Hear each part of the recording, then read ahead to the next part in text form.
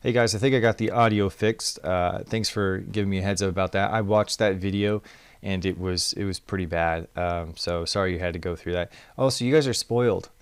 Normally, if I was just using the audio, the mic from the webcam, or from a laptop or something, the audio quality would be pretty terrible. So you're lucky that I dabbled into recording audio when I was in college, and I still have all the music equipment and everything. So.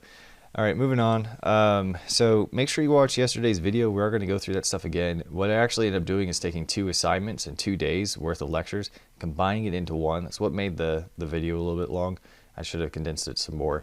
But I picked my favorite problems from both those 2 assignments and put it into one. I think it works just fine. You just work through the assignment slower, but I think it'll be just fine.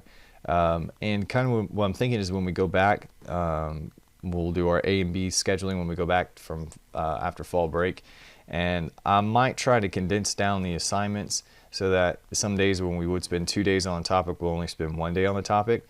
That way we can do school in 4 days of the week instead of 5, meaning we might be able to take Wednesday off and not have to do any assignments for Wednesday. So I'm still waiting to get some more clarity on, of course, like who's going to be A and the B schedule and what they're expecting of teachers.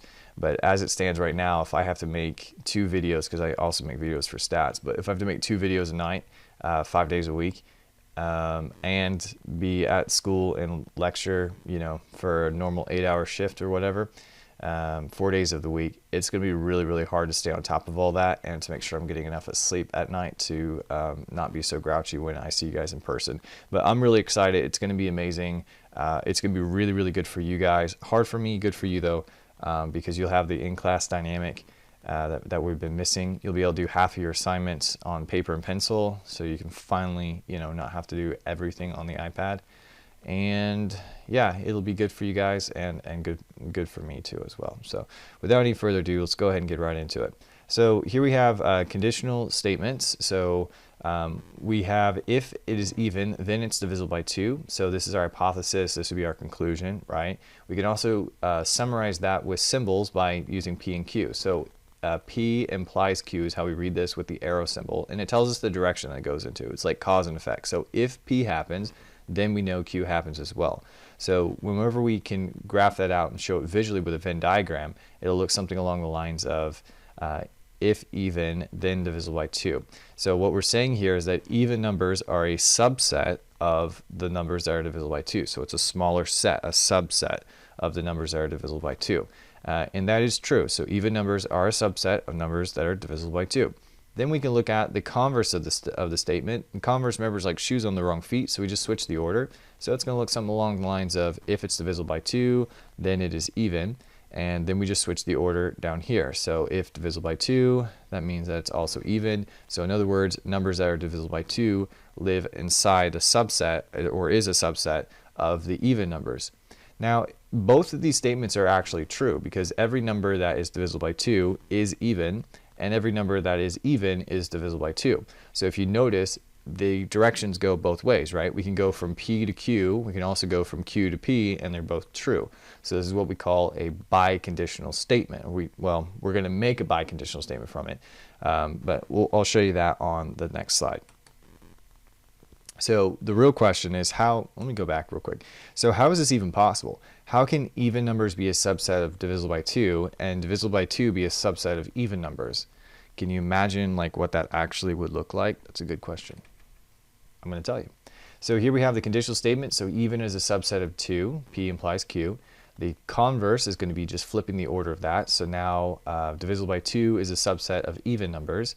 And so if both of these happen and they're both true, okay, so if the conditional is true and the converse is true, meaning it's allowed to go both directions and it's still factually true, then what we have is something called a biconditional. And the biconditional, just the BI just means 2, like think of a bicycle as in 2 wheels, right? So a biconditional statement means it goes in both directions. So symbolically, instead of P implying Q or Q implying P, we're allowed to go both directions, so we draw it looking like this.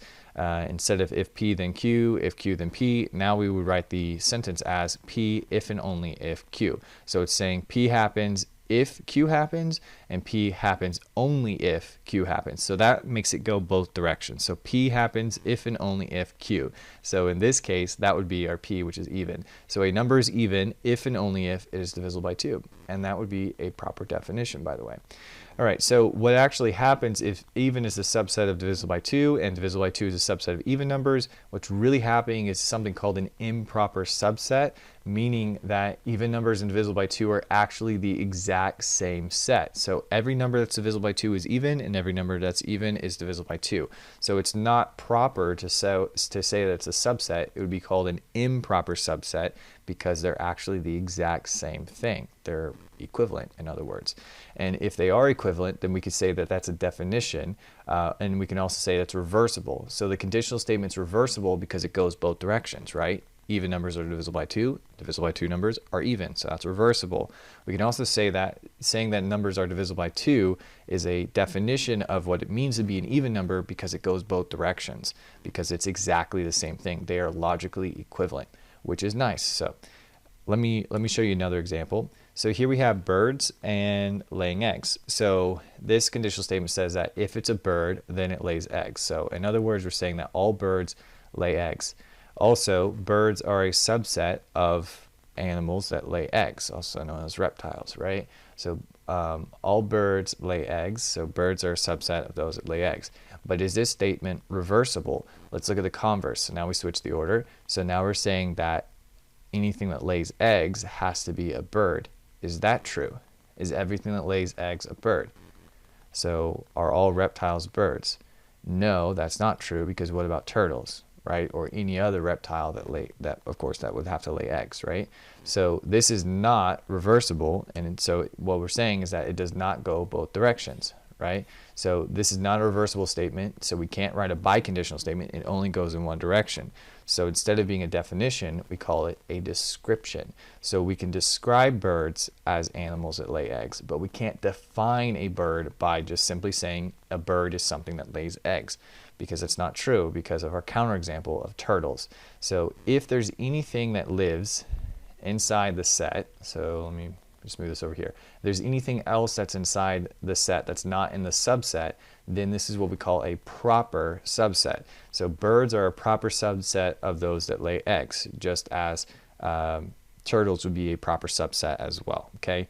So when we have a proper subset, it's not reversible, because when we switch the order, we have this over here that happens, because now turtles are in, the set of those that lay eggs, but birds are not turtles.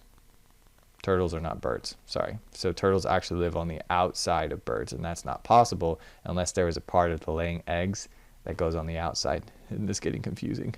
It's getting me confused, which means that it's not actually a subset.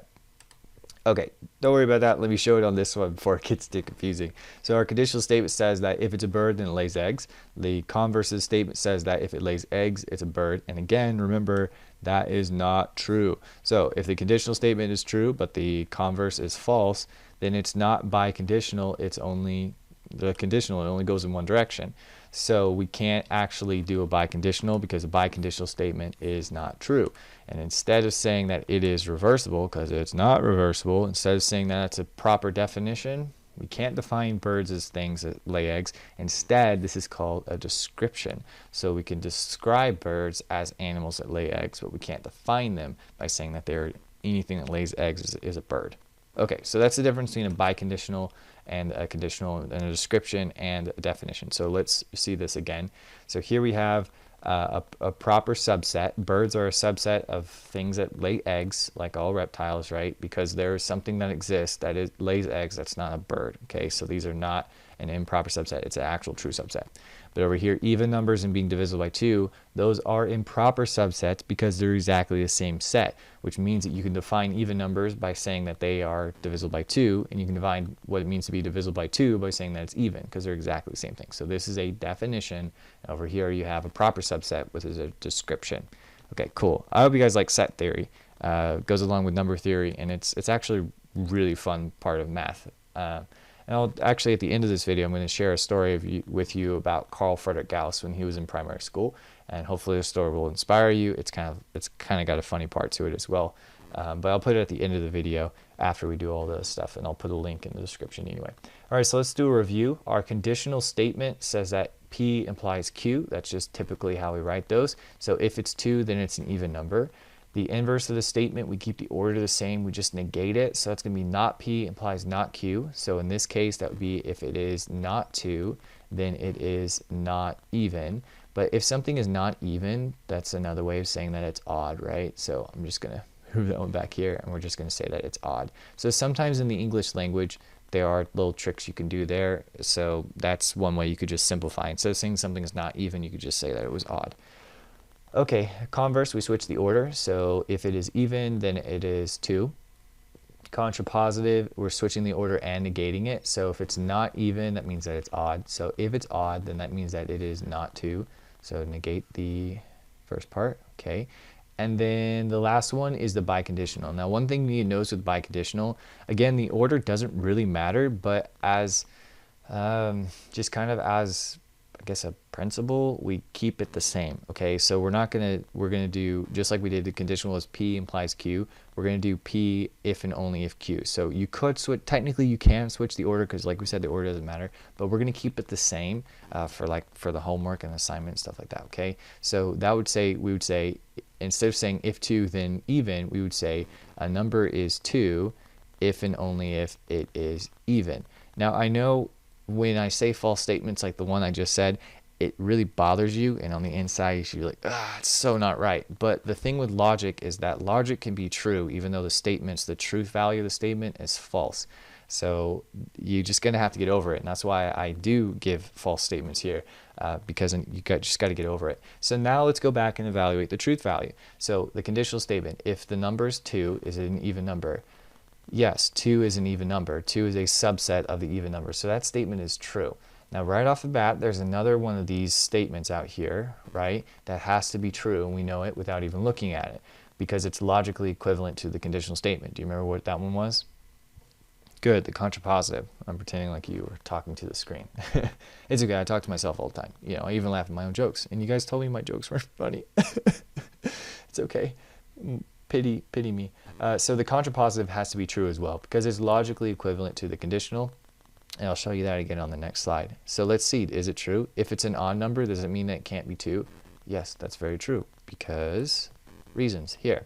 All right, so here we have if the number is 2. Did you notice this green is a different shade of green than the one that I used? That's my OCD. Like, I can't just let that go. I know. Then this is why I don't get sleep at night, because I spend so much time fixing stuff like this. Because I changed from one shade of green from one year to another shade of green from the next year. Carl Friedrich Gauss is also a perfectionist, and he didn't publish a lot of his writings until after other people discovered him because he was so slow to put things out because it had to be perfect. So yeah, I got something in common with that guy. Anyway, so if it's 2, then it's even. So what we're saying is 2 is a subset of the even numbers. So that means with the contrapositive, if it's not even, so if it's not even, that means it's odd. So it's on the outside of this big circle. Okay, so the small circle is inside the big circle. If it's outside of the big circle, then that means that it cannot be inside the small circle because the small circle is entirely inside the big circle. So logically, that should make sense. What we're saying is the conditional and the contrapositive are logically equivalent to each other. So anytime that the conditional statement is true, we know instantly the contrapositive has to be true as well. Okay, so now let's look at the inverse and the converse. Now, if you remember, these two are actually going to be logically equivalent as well. And that's because if you take the converse and you take the contrapositive of the converse, which means we're going to switch the order and negate it, what do you end up with? So when we switch the order from Q to P back to P and Q, and we negate them both, we're going to get not P, not Q. So the contrapositive of the converse is the inverse, and the same thing happens with the inverse. So if I switch the order, Q and P now, and then I negate it back from a negative to another negative, because double negatives makes a positive, then we would have Q and P. So the contrapositive of the inverse is the converse, and the contrapositive of the converse is the inverse. And by the way, the contrapositive of the contrapositive takes you right back to the conditional statement. Okay, so you can actually evaluate the truth value of either one of these, whichever one makes the most sense to you. So let's look at the converse, because I don't want to deal with negatives, so I don't have to. So if it's an even number, does that mean it has to be 2? No. So this is a false statement, which means the inverse has to be false as well. So if it's not 2, does it mean it has to be an odd number? No, because it could be 4 or 6 or even any other even number that's not 2. So both of those are false. And then notice if the converse of the statement is false and the conditional is true. So if they're not all true, then is our biconditional statement going to be true? Is it reversible? Can you go both directions? Is an even number a description of 2, or is it a definition of 2? Right, exactly. It's just going to be a description. So 2 is an even number, that is true, but not all even numbers are 2. It's not reversible. So our biconditional statement will be false because we can't go both ways. And what you do with the biconditional, you just keep it the same order. So if P, then Q, then we're going to do if 2, then even. So the number is 2 if and only if it is even. And you can actually write the IFF if you want as well. Okay, so I think I already went over that one. This is basically just saying the converse and inverse are the logical equivalents of each other. If I switch the order and negate it, you get the inverse. Switch the order and negate it again, you'll go back to the converse. If you switch the order of P and Q and negate it, you get the contrapositive. If you take the contrapositive of the contrapositive, it goes back to the conditional. So those two are tied together, they're logically equivalent. All right, that's it. 15 minutes or 16 minutes, and the first 2 of that was just me giving some announcements. So nice and short lecture, and let's get right into the assignment here. So number 3 says if 2 numbers are both odd, then the sum is going to be even. So if we add 2 odd numbers together, we'll get an even sum. All right, so first thing we want to do is write the converse of the statement. So the converse is just shoes on the wrong feet. We just switch the order, so we're just seeing if it's reversible. So that's going to say if the 2 numbers are even, if the sum of the 2 numbers is even, then the numbers are odd. Then they're both odd. So that would be the converse of the statement. All right, then the next thing is we want to give a counterexample to the converse, or we want to write a biconditional. So is it true? If 2 numbers are both odd, then the sum is going to be even. So let's just do an example of that. If I have an odd number like 3 and 3, that's going to add up to 6, and yes, that's an even number. That actually works. And I could actually go in, if you have any number like 2n, 2 times n for any number where n is an integer is going to be an even number. If you have any number that's in the form of 2n plus 1, that's going to have to be, where n is some integer, that's going to have to be an odd number.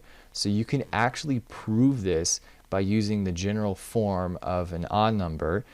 So if we have an odd number plus another odd number, let me go and write that out here real quick. So if I have 2n plus 1 plus another, I'm going to do 2k this time because it's a different number, plus 1, okay, and I combine my like terms, I'm going to end up with 2 times factored out to n plus k, which is just some integer plus another integer, plus 1 plus 1, which is 2.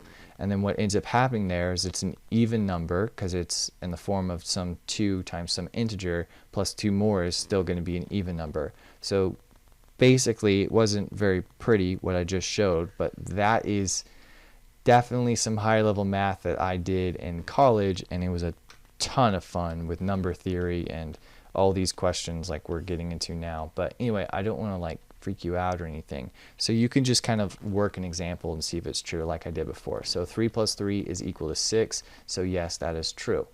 But what about the converse of the statement? If 2 numbers add up to be even, then does that mean they have to be both odd numbers? So what happens if I start out with 2 even numbers, like 2 plus 2? 4, okay, which is also an even number. So this is not necessarily reversible. So this would be false. The first statement conditional was true. The second one was false. And the reason for that is the sum of 2 even numbers is also going to be even. So what that means is that this is a description, not a definition. So we can't, so it doesn't actually go both ways, which is kind of cool. So whenever we write this out here, we can say that 2 numbers, if the numbers are both odd, so 2 odd numbers, then that means their sum is going to be even. But it's a proper subset because there's another way to do it, which would be that if you had 2 even numbers, that would also give you a sum of an even number. The only way to have 2 numbers add up to an odd number is to have 1 even and 1 odd, or in other words, an odd number of odd numbers. Oh my gosh, I'm sorry. I'm really not sorry. I should apologize. I'm not sorry. Number 6. a whole number is divisible by 3 if and only if the sum of the digits of the whole number is also divisible by 3. This is actually really cool fact, and it's true. So this is a biconditional because we have the if and only if in the middle. Okay, so that's saying that it goes both directions. So if I wrote it out, it would look something like P, if and only if, with the arrows going both directions, Q. Okay. All right, so to write the conditional from it, to get to the conditional, we keep the order the same. We just get rid of the if and only if in the middle, and we add an if to the front, and we add a then after the comma. Okay, so that's all you have to do to go back and forth from an if and only if biconditional to a conditional statement. So we're going to say if a whole number is divisible by 3, then the sum of the digits of the whole number is also divisible by 3. All right, now the converse of the statement, we're just going to switch the order. So now we're going to say if the sum of the digits of the whole number is divisible by 3, then the whole number is divisible by 3. All right, so what is this even talking about? So let's look at this number here. 1, 2, 3, 4, 5. 12,345. Well, if we added up all those digits of the whole number, 1 plus 2 plus 3 plus 4 plus 5, which is our triangular number of 5, so t sub 5, by the way. What do we get? So 2 and 1 is going to be 3, plus another 3 is 6, plus 9 is going to give us 15. All right, now is the sum of all the digits of the whole number divisible by 3? So 15 is divisible by 3, goes in 5 times evenly, right? So that means this number itself has to be divisible by 3. So let's try that out. So 1, 2, 3, 4, 5, and see if that divides by 3 evenly, and it does. Fascinating. But could that just be a one-off? So let's try and see, what about this number? 133. If I add those digits together, that's going to give me 7. 7 is not divisible by 3 evenly. It goes in 2 times with the remainder of 1. So let's try it out. 133 divided by 3 is, it's got a remainder of 1. So sure enough, it does not work. So really fascinating stuff. The reason this works is because we count to 10, right? And we have our decimal system goes by tens, base 10. And 9 is the digit that goes up to before you go over to 10, which would have a remainder of 0. And so basically, just the way that our number system is set up, anything that ends in a digit, if the sum of the digits, it's really confusing to explain. But didn't stop me from trying. Anyway, just show it to you if you want to know more about it. I don't know, you can look it up on your own, but I can't explain it off the top of my head. But it's really fascinating. You can try other numbers, see if it works. All right, moving on. Yeah, and these are actually all going to be true statements. You just want to write the conditional and the converse. You don't have to worry about the truth value. All right, number 11 says a trapezoid is a quadrilateral with only 2 sides that are parallel. So we want to see if it's reversible, and then write a biconditional statement if it is reversible. If it's not, they give a counterexample. So trapezoid is a quadrilateral with 2 sides that are parallel. So this is a trapezoid, 2 sides are parallel. That's true. So let's reverse it, see if it's still true. So if it's quadrilateral with 2 sides parallel, does it have to be a trapezoid? That is true. So it does go both ways. So they're an improper subset and it's biconditional. So we can basically just put an if and only if in between the two. So we'll say a quadrilateral is a trapezoid if and only if it has only 2 sides that are parallel. There you go. All right, 13. Okay, so we want to know if the statement below is a good definition. In other words, is it reversible, or is it just merely a description of a subset, essentially? If not, give a counterexample. Fill in the diagram to represent the relationship between the hypothesis and the conclusion. So intersecting lines lie on the same plane. So if we do have 2 lines that intersect, like TR and QR, they have to be on the same plane because they are intersecting. But is it reversible? So if they're on the same plane, do they have to intersect? No, because they could be parallel, right? So TR and QP are parallel lines, and they're both on plane K. So it's not reversible. So how do we show that? Well, we show it as a subset. So intersecting lines are a subset of coplanar lines. So that's how you fill that in, and just kind of draw your circle and fill that in on the side there. All right, the last one I'm going to do with you before story time. Rewrite each definition as a biconditional. So we have a square as a rectangle with 4 congruent sides. That's a definition. It's true, so we're not evaluating the truth value. We just want to rewrite it as a biconditional. So what we're going to do is we're going to separate the the hypothesis and the conclusion by an if and only if in the middle. So we're going to say it is a square if and only if it's a rectangle with 4 congruent sides. So it is a square if and only if it's a rectangle with 4 congruent sides. And you don't have to write the complete sentences. You can use symbols and numbers and all that kind of stuff just to shorten it so it doesn't take you so long. But this is actually, I think, even easier for you guys to type it out than it is to write it by hand. So it's okay. You'll be fine. All right, so story time at 25 minutes. So this is Carl Friedrich Gauss. So he's known as the Prince of Mathematics.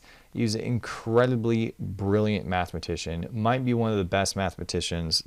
Yeah, he is the best mathematician that's ever lived, in my opinion, and many other people's opinions. This guy was absolutely brilliant. He came from just a normal family. His parents were actually uneducated. And by the age of 3, he corrected his dad was doing math or something, and he corrected his dad at the age of 3. That's embarrassing. By the time he was in primary school, there's a story that goes along with this. There's many versions of the story, so this is the one that I choose to believe because it's the funniest.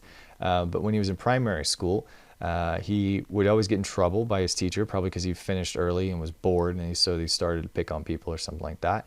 Not like I can relate, but anyway, so he his teacher was annoyed with him because he would always finish his assignments way early, and so she told him to add up all the numbers from 1 to 100. So all the numbers 1 plus 2 plus 3 plus 4 all the way to 100. And he did. So he started, of course, writing it down. 1 plus 2 is 3, plus 3 more is 6, plus 4 more is 10, and then plus 5 more is 15, plus 6 more is 21. And then he scribbled it out. He was like, no, I'm not doing it that way. He thought about it for a second, and about 20 seconds later, he came up with a solution, which was 5,050. He raised his hands, teacher, I know the answer, it's 5,050. So teacher, of course, is like, okay, I don't believe you, but okay, fine, whatever, and probably got onto him for it. Later that night, the teacher did all of her work by hand, adding them up, 1 plus 2 plus 3 plus 4, all the way to 100. By the time she got to the end, sure enough, it was 5,050. So the question is, she came back the next day, said, little 3rd grade Carl Friedrich Gauss, or whatever grade he was in, how in the world did you figure that out so fast? Like, that is insane. Well, his answer, the sum of this series from 1 to 50 is pretty infamous, and he came up with it when he was in primary school, which is absolutely incredible. What a brilliant student. So what he did is actually change the order of how he would add. So we know in addition we can switch the order of our terms as long as by using the commutative property of addition. So what he did is he paired off numbers that would add up to 100. So we start out with 0. So 0 could be paired up with 100. 1 could be paired up with 99. 2 could be paired up with 98. 3 could be paired up with 97. So by adding them from the ends going in, it made it a whole lot easier. Instead of adding them from left to right, he just approached the problem differently. Now, by doing that, how many pairs would he have before he gets to the middle? So eventually he would end up with 49 pairing off with 51. So all the numbers would have their pairs, right? It's just like high school, right? So you got all the guys over here and all the gals over here or whatever, and everyone finds their pairs, and then in the end, you got one guy who's just left over all by himself.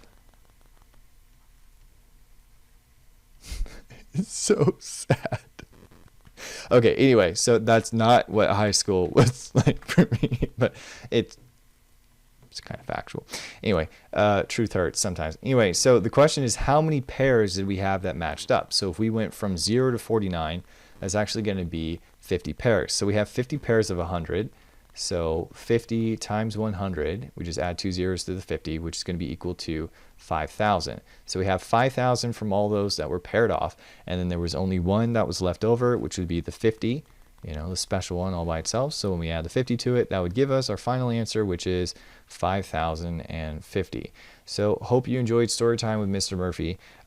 What's really cool is that something that might be a seemingly difficult problem, if we can change the way that we view the problem and approach it from a different direction, oftentimes there's just brilliant moments of genius that just strike us, and and makes us really happy, and it's really, really fun. So I enjoy studying mathematics because moments like that are priceless, and whenever you discover them on your own instead of just reading it in a textbook, it's even more precious. So I hope you guys enjoy mathematics, and hopefully you get to study some more math in the future. I took 16 classes in college and absolutely loved every math class that I took. So a quote that we have from Carl Friedrich Gauss, we'll end on that, is it's not the knowledge, like just what we understand and possess, but the act of learning it and the process of learning it.